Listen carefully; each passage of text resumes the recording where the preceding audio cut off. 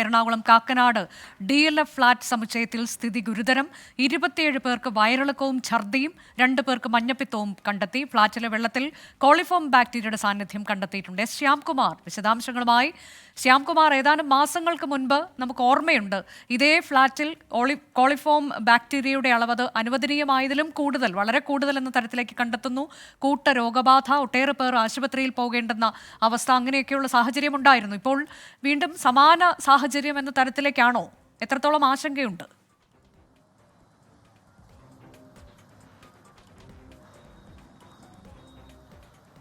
അനുജ, അന്നത്തെ അത്ര ആശങ്കയ്ക്കുള്ള സാധ്യത ഇല്ല എന്ന് തന്നെയാണ് ആരോഗ്യവകുപ്പ് അധികൃതർ വ്യക്തമാക്കുന്നത്. പക്ഷേ ഇങ്ങനെയൊരു സംഭവം ഉണ്ടായിട്ട് അത് ബന്ധപ്പെട്ട ഏജൻസികളെ അറിയിക്കാതെ മറച്ചു വെച്ചു എന്നുള്ളതാണ് ആരോഗ്യവകുപ്പ് ഉദ്യോഗസ്ഥർ പറയുന്നത്. എന്തിന് അങ്ങനെ ചെയ്തു എന്നൊരു ചോദ്യം അവർ ഉന്നയിക്കുന്നുണ്ട്.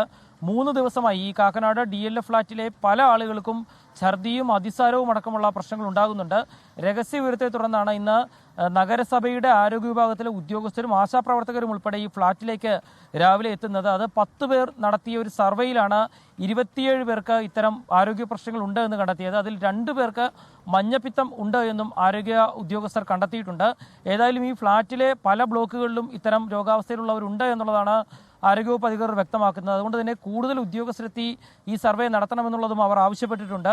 അതിനിടയിൽ ഇതേ ഫ്ളാറ്റിലെ ആളുകൾ തന്നെ ഈ വെള്ളം പരിശോധിച്ചപ്പോൾ അവിടെ കോളിഫോം ബാക്ടീരിയയുടെ സാന്നിധ്യം വീണ്ടും കണ്ടെത്തി എന്നുള്ളൊരു വിവരം ആരോഗ്യവകുപ്പ് ഉദ്യോഗസ്ഥർ ശേഖരിച്ചിട്ടുണ്ട്. റിപ്പോർട്ടിൻ്റെ പകർപ്പും അവർ വാങ്ങിയാണ് പോയിരിക്കുന്നത്. ഏതായാലും നിലവിൽ ആളുകൾ ആശുപത്രിയിലില്ല. പക്ഷേ ആശുപത്രിയിൽ പ്രാഥമിക ചികിത്സ തേടിയ ശേഷം ഈ ഫ്ളാറ്റിൽ തന്നെയാണ് തുടർ ചികിത്സ നടത്തി വരുന്നത്. ഏതായാലും നേരത്തെ അനുജ പറഞ്ഞ പോലെ 200-ലധികം ആളുകൾ, പ്രത്യേകിച്ച് കൊച്ചുകുട്ടികൾ പോലും ICUവിൽ ഉൾപ്പെടെയായ സംഭവമായിരുന്നു 6 മാസം മുമ്പ് ഇവിടെ ഉണ്ടായത്. അതേപോലെ ഒരു സംഭവം ഉണ്ടായിട്ടും ആ വിവരം മറച്ചു വെക്കാനാണ് ഇത്ര വലിയ ഫ്ളാറ്റ് സമുച്ചയത്തിലെ ആളുകൾ ശ്രമിച്ചത് എന്നുള്ളതാണ് ആരോഗ്യവകുപ്പിനെ ഈ ശ്യാംകുമാർ, അന്നും നമുക്ക് ഓർമ്മയുണ്ട് ഇത്തരത്തിലേക്ക് ഈ വിവരം അത് ഫ്ളാറ്റിന്റെ അസോസിയേഷൻ പ്രതിനിധികൾക്കെതിരെയൊക്കെ അന്ന് വലിയ വിമർശനവുമായി അവിടെ താമസിക്കുന്നവർ തന്നെ നമ്മളുടെയൊക്കെ ചർച്ചകളിൽ ഉൾപ്പെടെ പങ്കെടുത്തുകൊണ്ട് സംസാരിച്ചിരുന്നു.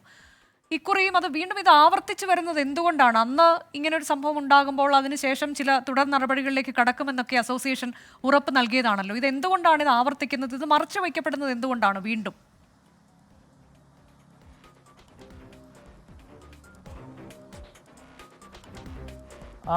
അന്ന് ഈ സംഭവം ഉണ്ടാകുമ്പോൾ ആരോഗ്യമന്ത്രി തന്നെ നേരിട്ട് ഈ വിഷയത്തിൽ ഇടപെടുകയും സംസ്ഥാന ആരോഗ്യവകുപ്പിലെ ഉന്നത ഉദ്യോഗസ്ഥർ, ഡയറക്ടർ പോലും ഇവിടെ എത്തി പരിശോധനകൾ നടത്തുകയും ഒക്കെ ചെയ്തിരുന്നു.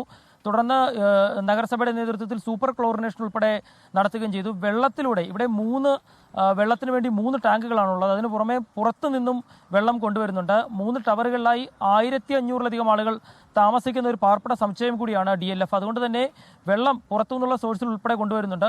ഇതിലേത് സോഴ്സിലാണ് ഇത്തവണ ഈ പ്രശ്നമുണ്ടായതെന്ന് കണ്ടെത്താൻ സാധിച്ചിട്ടില്ല. മുൻപ് ഇതേ പ്രശ്നമുണ്ടായപ്പോൾ അന്ന് മഴ സമയത്ത് മലിനജലം ഇവരുടെ താഴെയുള്ള ടാങ്കുകളിലേക്കുള്ള വെള്ളത്തിലേക്ക് ആ മലിനജലം കലരുകയും അതിലൂടെ രോഗബാധ ഉണ്ടായെന്ന് കണ്ടെത്തുകയും ചെയ്തിരുന്നു. പക്ഷേ അതിൻ്റെ പ്രതിരോധ നടപടികൾ ഉൾപ്പെടെ തുടർച്ചയായി ചെയ്യേണ്ട നടപടികൾ ഇവർ ചെയ്യുന്നില്ല എന്നുള്ളത് തന്നെയാണ് ആരോഗ്യവകുപ്പ് ഉദ്യോഗസ്ഥർ വ്യക്തമാക്കുന്നത്.